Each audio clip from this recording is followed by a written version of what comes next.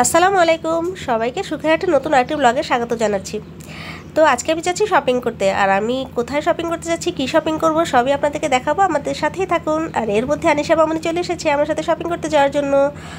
আনিশা আমার সাথে শপিং করতে যাওয়ার জন্য এসেছে নাকি আমি আনিশার সাথে শপিং করতে যাচ্ছি, তবে যাই হোক আমরা সবাই একসাথে শপিং করতে যাচ্ছি। আজকে আমরা অনেক স্পেশাল একটা জিনিস কিনতে যাচ্ছি, অনেক স্পেশাল, আর আমি তো অনেক এক্সাইটেড শপিংটা করার জন্য। তো এই যে এর মধ্যে চলে এসেছি আমরা গোল্ডের দোকানে। আজকে হচ্ছে আমরা গোল্ড কিনতে এসেছি। ওয়াও, ভাবা যায় এই দুর্মূল্যের বাজারে এখন আমরা গোল্ড কিনবো। গোল্ড কেনার ডিসিশন যখন থেকে নিয়েছি তখন থেকে আমার এক্সাইটমেন্ট আর ধরতেছেই না। এখন তো এক্সাইটমেন্ট লেভেল চরমে। যাক, আল্লাহ রহমতে যাক সব কিছু ভালো ভালোই হলো, ফাইনালি গোল্ড কেনা হলো।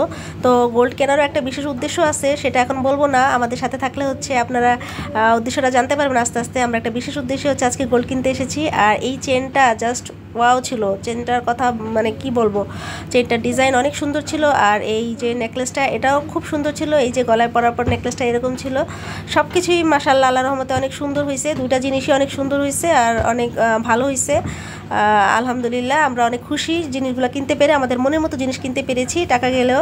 তো যত এক্সাইটমেন্টই থাকুক না কেন, এই মুভিটা আসলে হচ্ছে খুশিতে কিছুটা হলেও ভাটা পড়ে যায়, কারণ অনেকগুলো টাকা হচ্ছে হাতছাড়া করতে হয়। তো আমরা হচ্ছে কিছু টাকা আগে অ্যাডভান্স করে গিয়েছিলাম, বুকিং দিয়ে গিয়েছিলাম, আজকে হচ্ছে বাকি টাকা দিয়ে নিয়ে যাচ্ছি।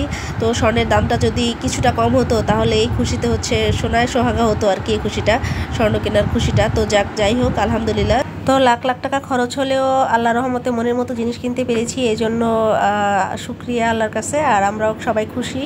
তো আর টুকটাক আমরা কিছু জিনিস দেখতেছিলাম স্বর্ণের দোকানে এসে, মানে মনে হচ্ছে যেন টাকার কোনো দামই নাই। জানি না টাকা কি আসলে দামি জিনিস না কম দামি জিনিস, একটুখানি স্বর্ণ বাড়লেই হচ্ছে লাখ লাখ টাকা অ্যামাউন্ট বেড়ে যায়।